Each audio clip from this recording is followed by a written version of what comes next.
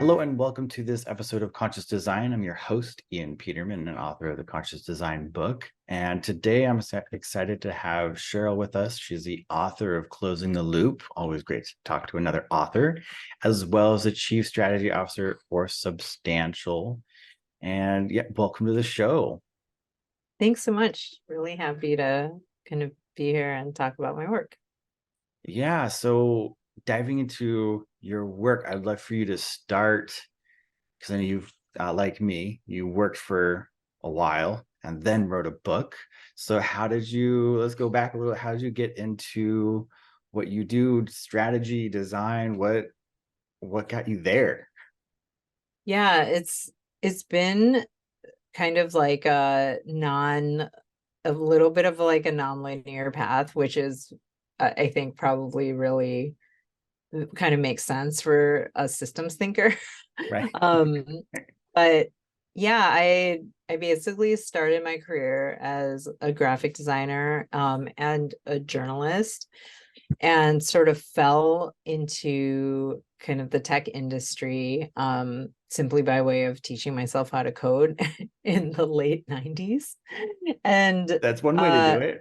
yeah, you can't do that. I don't know. Can you? Maybe you can do it these days if you're really adept. I don't think I was is an especially skilled coder, but that's how I ended up in the technology industry. And I ended up working sort of for the first half of my career as a product designer. And that kind of taught me just about the intersection of technology and kind of user experience design, basically trying to design with intention.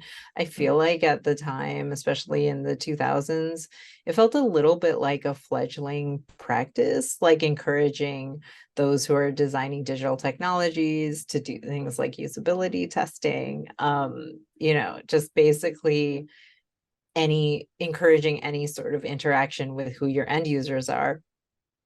And then I became a consultant, I think about 13 years ago. And that was when I really started focusing on design research as, I guess, kind of like the discipline in which I felt the most comfortable and kind of took the best advantage of my skills. And so now I really think of myself as a design strategist. And what that means is kind of using the design process and frameworks in order to inform things like business strategy, investment strategy. And I particularly work in the domain of education when it comes to the work I'm doing with my firm, Substantial. So that's kind of how I ended up where I am. And a big part of that is basically kind of reinventing my practice every few years, just kind of like thinking about how it can evolve and trying new things. And that's how I ended up essentially thinking about how systems thinking can combine with design thinking to make create a really powerful lens on creating change. That's awesome. Yeah, I think it's one of those things, being able to kind of wander around in different areas really helps you get an idea, because you can start to see those patterns and go, oh, I did this and I used these kinds of things, but they also, apply over here in this other area. And I think that's really valuable because I feel like we really highlight specialists a lot, like, oh, you're a Yeah. brain surgeon, like, oh, like we elevate, which is great, right? We need those, but we also need what you're talking about, this systems thinking, because we have to all put it together at some point, right? We have to combine a lot of things together. So I love the fact that you have taken this path and you've gotten here, and then you've written this book, Closing the Loop, and it's this systems thinking approach combined with design. And I love that, because to me, design thinking was never just for designers, but it feels very much like when you're in school, like I went to design school for industrial design. It's very much like, oh, you're a designer. Well, here's how you're Mhm. supposed to think. And it's kind of like, it's really good. It's a great thinking process, but it's not like taught to everyone, which Yeah. which is a little bit of a bummer. So I love it when because my book's on how to think about design. So it's great when other people are like, yes, and we need to like, let's make more people see this. And I love your approach to it. What what got you, right? You have your studio, your agency, you're doing that work. What made you decide that you wanted to put this together? I know you were applying these thoughts, these system level thinking, right, to your own work, but what was kind of your aha, or I got to put this into a book moment to go, yeah, I want to want to dive down the path of now becoming an author and writing. Yeah, it's I don't think so. I never really kind of intended to go down the book writing path, Right. because I was kind of like, what do I possibly have to say that people would need to listen to or learn from? Although I do teach, so that's Okay. something that sort of helps in terms of taking my experiences as a practitioner and sort of up I don't know, it's weird to say applying it theoretically, but like having to basically kind of like crystallize or articulate the things that I'm doing in my practice or things my team does regularly within our practice in a way in which you can teach it to others. So making Right. sure like you're engaging in structured thinking as well as kind of thinking about how does this translate into like a framework that can be used by others. So I was kind of doing a lot of work in it, like kind of a couple of domains, like global health and education. Mm. And that helped me to recognize the shortcomings of just basically what we think about as design thinking and the process that we engage in. And I started looking at systems thinking as a way of sort of expanding, how can designers kind of have a broader lens when they're making these kinds of decisions. It really stemmed from working especially with technology companies and kind of thinking about like these big decisions they're making about emerging technologies. I mean, we're going through it now with AI, right? Oh Where you yeah. feel like, oh, there's this trajectory where there's a lot of organizations who are kind of creating and developing these things and putting it out in the world with this idea, with this lens, with this techno optimistic lens on it, where they're kind of thinking there's a lot of benefit to what I'm doing, but they're failing to basically kind of think broadly about what are the potential unintended consequences of this, what kinds of radiating effects or knock-on effects will there be from making these kinds of decisions. And that's what got me kind of like interested in systems thinking, which has been a practice that's existed for a very long time. I just don't see it that commonly engaged within the design process or design thinking process. And Yeah. so when I started trying to learn about it, I felt like there's a gap. There's kind of like a gap in the literature about how I, as a designer, can apply these kinds of frameworks and processes without Mm. it totally like taking over my job as a designer. Cause like I already have existing things I need to deliver. I already have like a Right. very well defined practice, but how can I integrate some of this into what I'm currently doing? And that's what kind of inspired the book. So yeah, it was kind of like that gap that kind of led me to think, okay, maybe there's something here. Yeah, I would completely agree with that. It's very, because I think of like systems thinking and it pairs usually with like systems engineering. And Right. that's, close to like IT architecture or, like facilities, man. Like you're talking about big things that are way, way bigger than a product. We're talking about entire like manufacturing floors, right? That's and coming from the hard goods. Like that's if everybody says systems thinking or systems engineering, Right. like immediately that's what all engineers and mechanical designers and all that they think of as like, oh, it's not what I'm doing. It's something that happens later with the business and it's expensive and huge and I can't possibly, I'm too busy. Like when you say like, oh, I got Right. I got my stuff to do. I can't possibly think about that. That's like over there. It's like accounting or something. It happens over there after Right. I'm done and I'm over here just designing. So yeah, that's yeah, very accurate. What Yeah. oh go ahead. Oh no, you go ahead. You're going to ask something.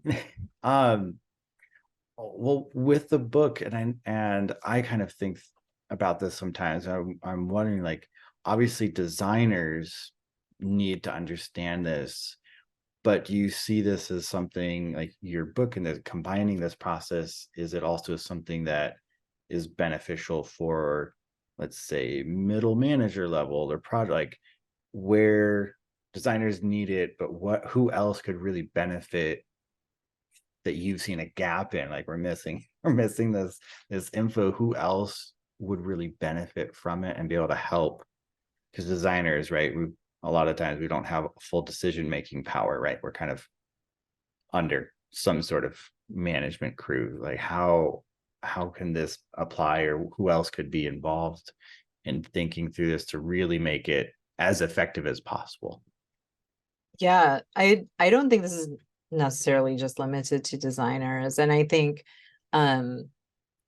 just a lot of the literature around systems thinking is actually related to organizational change management. And there's a reason for that. It's because organizations are really complex sort of entities, and they're systems of their own right. And so the kind of traditional thinking around systems thinking or systems thinking methodology has been around how can you make change within an organization. So a classic in that Mm, category is Peter Senge wrote The Fifth Discipline several decades ago, and there's like many ideas there that can be applied to the design process, or anyone who's kind of creating solutions in the broader world.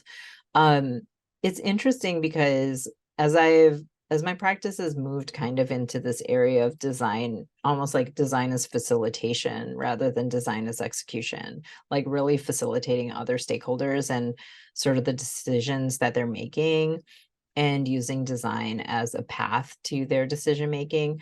It's it's interesting how yeah, I've kind of used some of the techniques from systems thinking in order to kind of think about things that are as discrete as organizational change. So like a good example of that is there's a framework that I use really often called the iceberg diagram. And it's really oriented around like understanding like the things that you see on the surface, is understanding like what is happening now and using that as a jumping off point for change or decision making. And so you might have like events on the surface, and then you're looking at patterns and behaviors that fall underneath that. You look at structure, or basically like infrastructure that sort of affects what's going on, and then you look at mental models. So like what are kind of the belief systems and what have you that are causing people to mm, behave a certain way. And I've used that with organizations to even think about things like, why is there so much attrition in our organization? right. And um and doing that kind of analysis gives you sort of these different pathways to potential solutions that could result in going down the path of the design process, or it could result in things like just different policies like within your organization, or if we're thinking about the space of education, for example, different like actual policies in education at the governmental Mm, level. So that's, I think it's really interesting because I think there's lots of people who just like work within organizations who can benefit from systems thinking, and it's not just designers necessarily. right.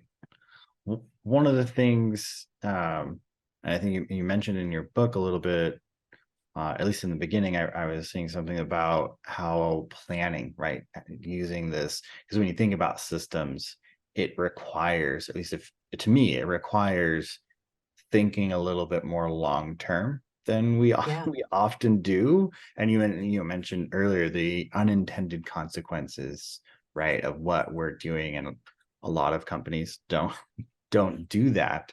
Um, so how do you think about that relative to, things like you might have a couple year business plan, right? We usually think in these pretty short term things. Is it something that where it'll help or can help us really look long term? How do you see time and time and that long term playing with systems?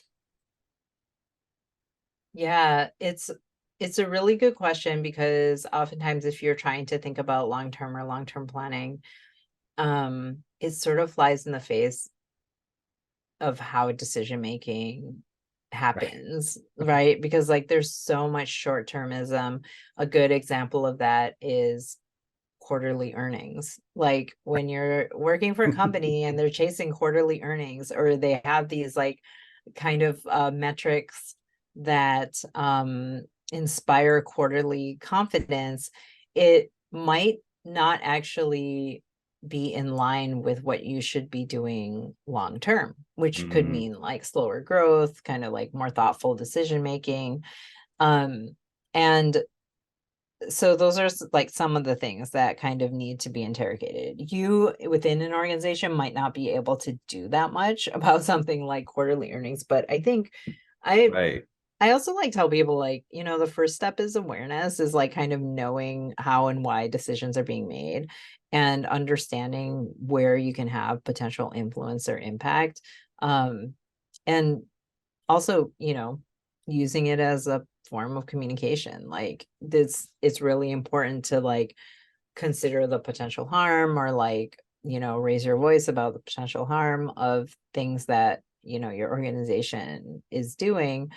Um, Even if like it feels like you can't do anything about it. So I would say it's one of the things that I do, like I'm a consultant, right? So one of the things that I do is like, even if there are certain things that are not within my scope of work, um, you will very likely get something from me or my team that is oriented around like, here are some other recommendations.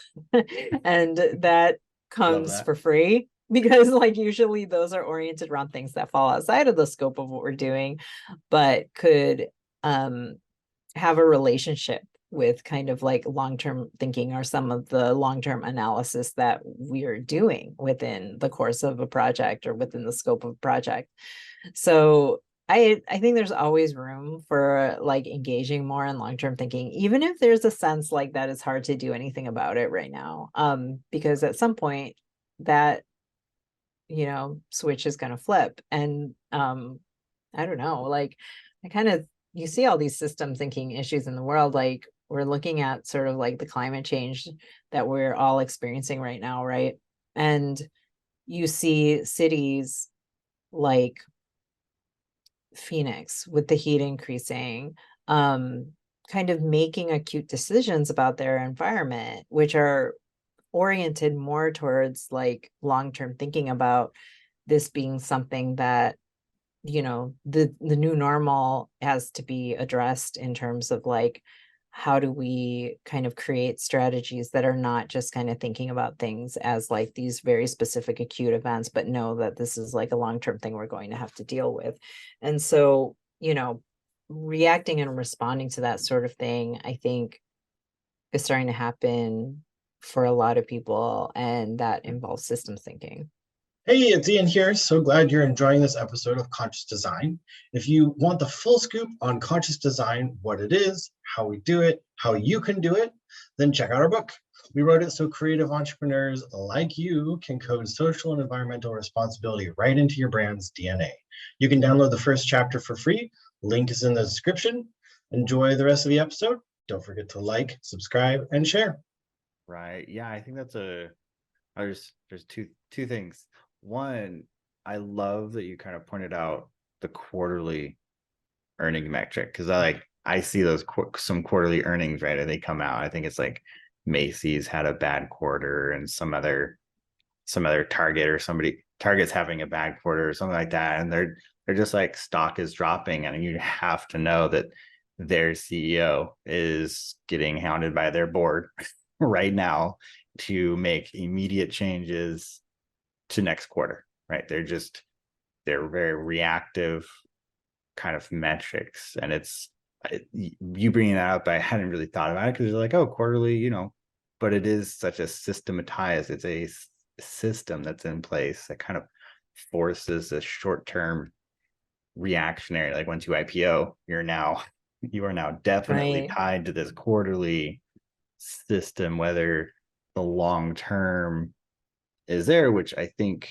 might play to, because I haven't really thought about it till now, but probably plays to why those larger companies become less nimble and less interested in risky R&D long-term strategy. They're just it's hard to beat that if you're at a quarter to quarter ratio. Like if Yeah. that's a speed that you can think, then you're kind of trapped a little bit in how you can do. Yeah, yeah, it's really super interesting because if you think about it, it doesn't, I think for most organizations, most companies, especially if you're public, it works that way, but it doesn't always have to work that way. I mean, a good example of that is Amazon for like the first decade or so of its existence was like reporting quarterly losses like all the time, but basically saying we're pouring this into R&D. And so you will Right. eventually see the profits. And somehow that story was convincing enough that they were getting away with losses for a really long time. But I don't think that just doesn't feel all that common. And I also think there's like an incentives issue, right? Like, and this is like a systems thinking thing that comes up for me all the time. Love For it. example, like UPS just had, they have like a union deal that they just brokered. And Yeah. when the news that it was going in that direction came out, which benefits their workers, um, like it is actually good long-term strategic thinking for the health of the company, their stock went down. And it's because the idea that they might be having to pay more for their employees is not something the market likes to hear. And I was just like, how are we in the grips of like this market that, when I hear that news, I'm like, okay, that's good. That's actually good for probably the long-term health of the company. But when the market hears it, it was like, oh, their stock went down. And it feels really kind of like, what are we actually incentivized by here? And how do we Right. actually try to fly in the face of that or kind of change, what those demands that are kind of put upon us? And I don't have an answer for that, but it is something like if you like engage in systems thinking, you see this stuff all around you, and it's kind of like, yeah, what could be done about that? There's probably many different avenues. There's no singular solution, which is another systems thinking tenet. Right. Well, it's more, and correct me if I'm wrong, but to me, systems isn't about I must take row to A. Systems is about we're at point A and we need to get to point B. There's 30 rows to choose from. 10 of them probably can make it. Like which we just got to pro and con it and figure out what the best way to get there is. Not, oh, there's one option. We're just going to go straight and then and hope it works out. Yeah. Yeah. And what combination of things can work to create, I talk a lot about like creating a theory of change. So a theory of change is worthwhile when there's lots of different effort taking place, right? If you think about like, I live in Seattle and we have like a really large unhoused population here.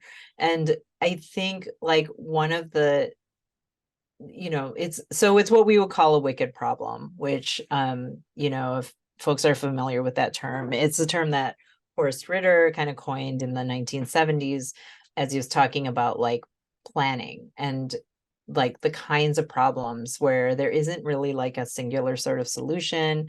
They tend to be really complex, and like I don't think there's necessarily an end to problems. There's just like sort of like increases or reductions in sort of the things that we're seeing. And that's a good example. Like cities, like you need to take um many different angles and different types of interventions in order to kind of make a dent or to problem solve for something like, why do we have such a large unhoused population in our city? Right. And it's not easy. It's so complicated, but having like a theory of change is really meaningful because that helps you kind of understand how things are connected and what kinds of changes you're making might affect other things. One thing that I really like from Peter Senge is he says yesterday's solutions are today's problems. So you always have to kind of think about like the new problems that you're generating, and be able to anticipate and potentially solve for that as well. Right. Yeah, I think a couple of things. One is that really like we oftentimes, if we aren't thinking about the system, we go, here's a problem, there's one cause, one solution, right? We just have this one in. But reality, when you look at the probably take homelessness, there isn't just like one cause. It's not like there's one homeless generator sitting somewhere just generating. There's multiple reasons, there's multiple inputs to cause the problem in the first place. And I think Right. we like to, bucket and go, oh, the problem is homelessness.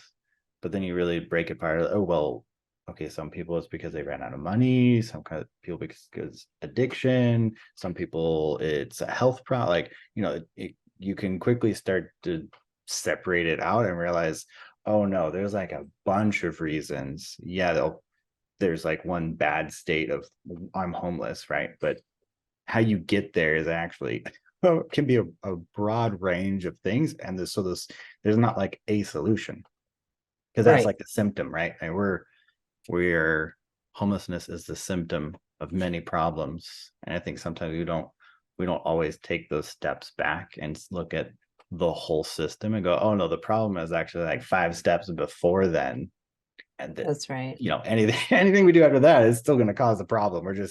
We're just like triaging something rather than fixing the root issue. And Yeah.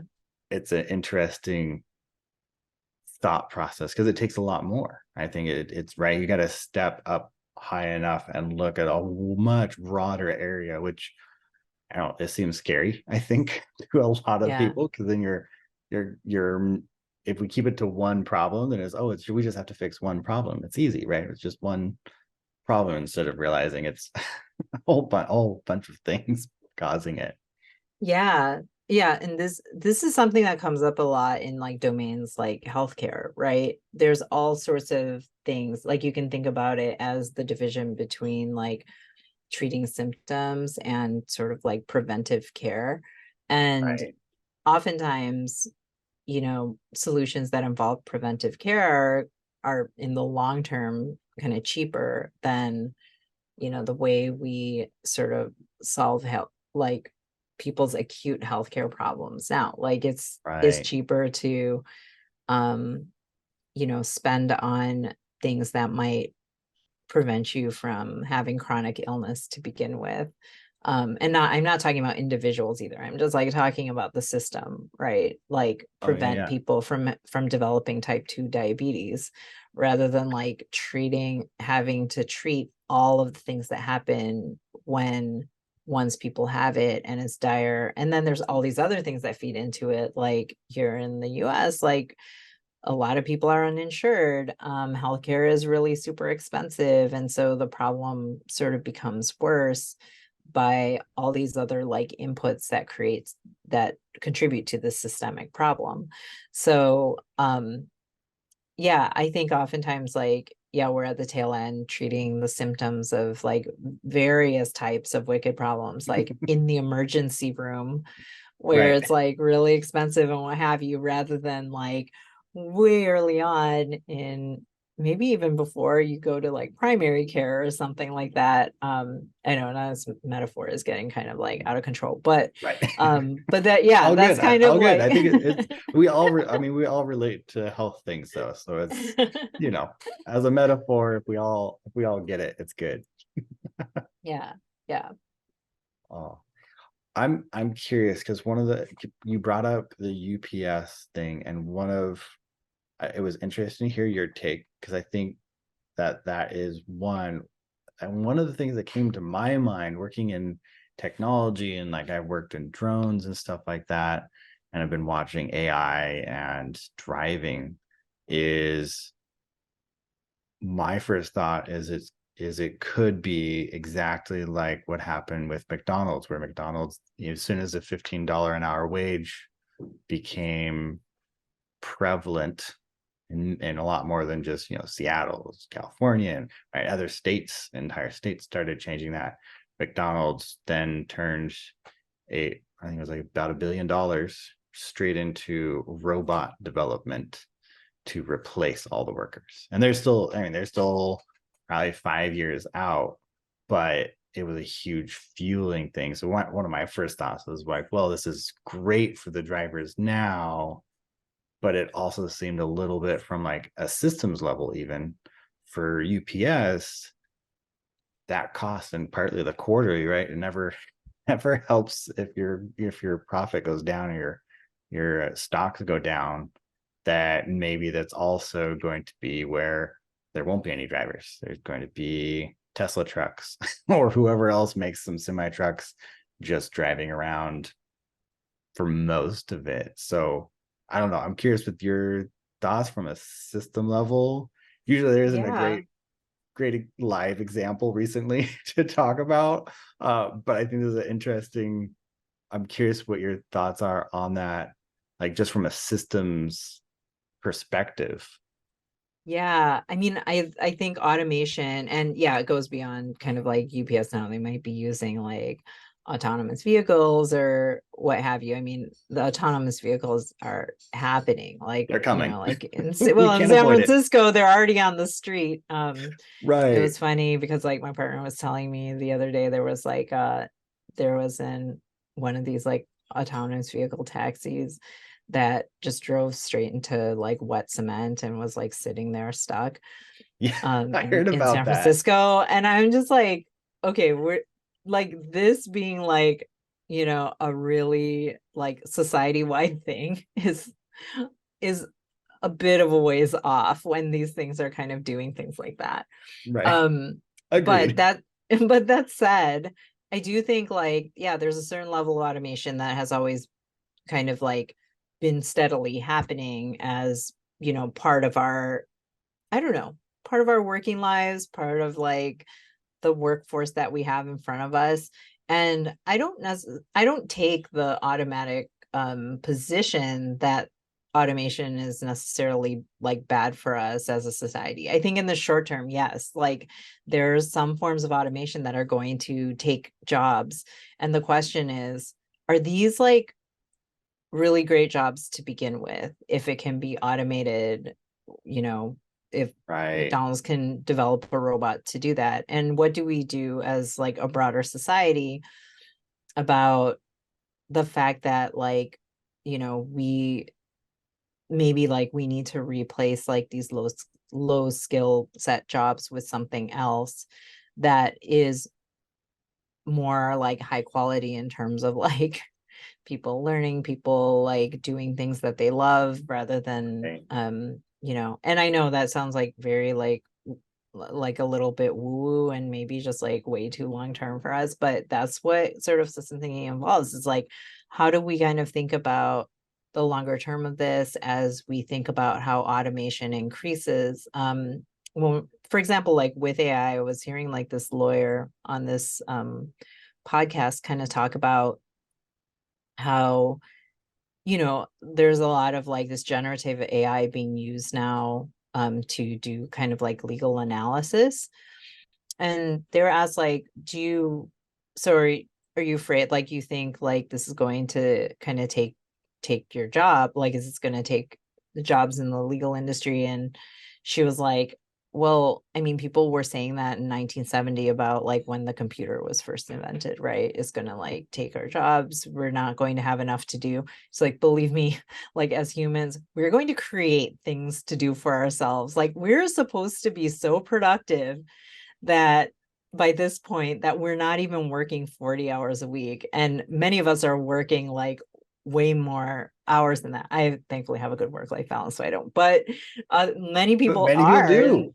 like literally in the technology industry, right? Yeah. um yeah, it's kind of funny when I was doing research for my book.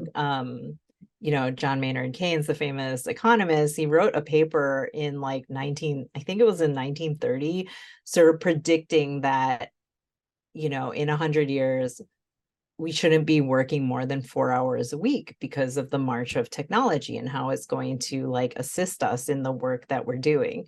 And I don't know, we're still working that same 40-hour work week that they imposed in that exact time period. And so like I think what we need to think about is just like, what does it mean to be productive, and how Yeah. does that, I know, like now we're on like some tangent like this, reaching far away from systems thinking, but I think like this is how all of these things are interconnected. Well, I think and I think this conversation is actually a perfect illustration of what systems thinking is, because we are talking about, if you're talking about the system of how does a company integrate AI and automation, if you actually look at you got to look at these things. You got to look at employment. You have to, right? There's these long reaching implications and impact that you're going to make. And if we Yeah. don't go down these rabbit holes and explore every direction, it'll be a surprise, and it'll be like, oh, I didn't think but if you'd sat there and had these conversations and dive down, it's not a surprise. You can go, oh yeah, we in this brainstorming session we thought about that, and now that it's happened, here's 10 ideas on how we can make it better, or how we can make us transition through this rough spot we were kind of expecting. And yeah, I think it's funny, I talk, because I run the podcast, I talk to a lot of people, and it's funny how many times like I prefer the conversational style because it allows us to dive down rabbit holes. But a lot of people even are just, they're apologetic, like, oh, sorry, we went down this rabbit hole. I was like, no, this is the point. Like, these are all connected. It's how our brains actually work. But I think sometimes we're stuck in that, oh, well, we've been in too many meetings where a boss has been like, no, you can't do that. Like, stop going down the rabbit hole. We're here to talk about A, B, and C and only that, and ignore everything around. And we kind of, I don't know, I sat in the corporate world for a decade. I got trained mentally, right? How to sit and be a good person in a meeting. And it is very like that restricted box like frame. And I think that's how we got to where we are in every area, from education to sustainability. Our planet, right, is all, we're like, oh, well, it's compartmentalized. Like, if I do something over here, nothing else in the world changes. It just is right there, isolated. And it's not how we think. It's not how the world is. It's not. So I think it's good, like your book, getting out there and go, it's a system. Like, you can't, this idea that you're going to work in a box and we're going to silo off your your corporation, it doesn't work. Really funny story to add to your collection of innovation and how it really is expanded. There's my favorite story. I learned it in design history class, I think. But there's this group of people called the Luddites. It was run by this guy, something Luddite. They burned to the point where it was like 1700s or something like that. Yeah, they burned the looms. The loom. They burned the looms. They went raiding and pillaging and burning loom factories till the British Army had to come in and stop them, because they thought they were going to lose their jobs because they were the hand loomers. And here we are. I don't know anybody that can hand loom that I know of. We're all busy. Like, we all have stuff to do. So it's kind of one of those weird, we like forget those things and we go, oh, the world's gonna end here. But we've been changing technology for so long now. It's gonna keep going. Like, we're gonna keep moving forward no matter what. Yeah, I mean, the world just changes. It's just like, how do we shape it in a way that I guess it benefits more of us rather than fewer. Yeah. And so, yeah, that's something that, I oftentimes like think about and encourage as well. This is part of why I also just like, I really like futures thinking, because using that as sort of like, in some ways, like a planning strategy helps you Right. investigate all of these kind of different potential avenues and bring them to spaces where usually, as you were saying, are like limited to like, hey, stay focused. Like, we're focused on like this one thing and what we're going to be doing over, the next year. And rather it's kind of like forcing you to think about like, okay, in 10 years out, what might be happening, how might we be responding to it. Yeah, one of the frameworks I like the best, like that is the easiest, is the futures wheel. Okay. And I write a little bit about that in my book, where it's like all it does really is kind of get assumptions out on the table, and it helps you kind of think about, like, if we made this decision, what's like a secondary effect, what's like a tertiary effect. And it's really interesting kind of like the stories that can emerge from that. And especially when you're thinking about, like, this decision involves implementing this new technology in a certain space. So now what's going to happen? Oh, people are going to lose jobs. Well, what happens then? And who is part of that decision making? And as you kind of like play out or like build this futures wheel, suddenly like things emerge that you might have to address, or different ways of making decisions about what you're doing.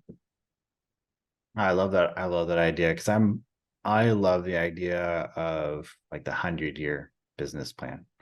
And Mhm. it's one of those things that just makes you think, right? Because how could we know what's going to happen in 100 years? No, nobody knows what's going to happen in 100 years. But if you go through the mental exercise of, okay, I do this and then this and then this, and again, you start to broaden it out to, okay, well, what is this market?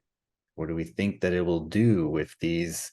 And it's not like we don't know what technologies are being worked on. Like scientific reports come out, like we have a pretty good idea what people are working on. So then it's just, but going through that exercise really forces you to, yeah, think about, all right, we're going to do this. What does that mean? How do we, and oh, maybe we can align it up with, hey, they're working on this technology over here. If it comes out in 20 years, how do we align? Like that kind of thinking is really, I think it's important, and we don't do it enough. And so Yeah. I don't know, it would be great to see more of that. So hopefully more people do the system thinking and read your book and decide that, yeah, we should actually think long term, because I think we have solutions for all of these things if we just have a little bit more prep time, and it doesn't become a fire that we have to Right. put out, because that's where it becomes reactive, right? We're just like, oh, we need to not be on fire, and that's all we can think about, instead of 10 steps down the road where we're gonna, oh, well, maybe it would have been better if we did this Yeah. instead. Yeah, So exactly. perfect. Well, this has been amazing. Talking to you, systems thinking, I love it. I'm glad you put together a book that combines that with design, because it's important, and you guys do amazing work. You are proving that it works, right? You're using it with your clients. Before we wrap up, I'd love to just give you some time if you want to talk about where people can find you, get the book, work with you, all those great things. Yeah, absolutely. So you can find me on LinkedIn. Cheryl. I'm the only Sheryl Cababa out there, so just look me up, and feel free to connect with me there. The studio, where I run my research and strategy practice is at substantial.com, and you can see some of our thinking up there. You can get in touch with us there. And you can find my book at rosenfeldmedia.com. That's my publisher, and it's called Closing the Loop: Systems Thinking for Designers. And hopefully this will spark some interest in integrating systems thinking in your work if you're a designer. Amazing. Well, thank you so much. I really appreciate your time. This has been a great conversation. I feel like we could talk about system design for a long time. Yep. And for everybody listening, we will have links and everything in the description. So check those out, connect with her, look at what she's doing, get her book, read it, and I'll put some systems thinking into whatever you are doing. It'll help you. Promise. May take a while, but it will help you. And yeah, it's been great chatting. Thanks for being on the show. Yeah, definitely. Yeah, this was really fun.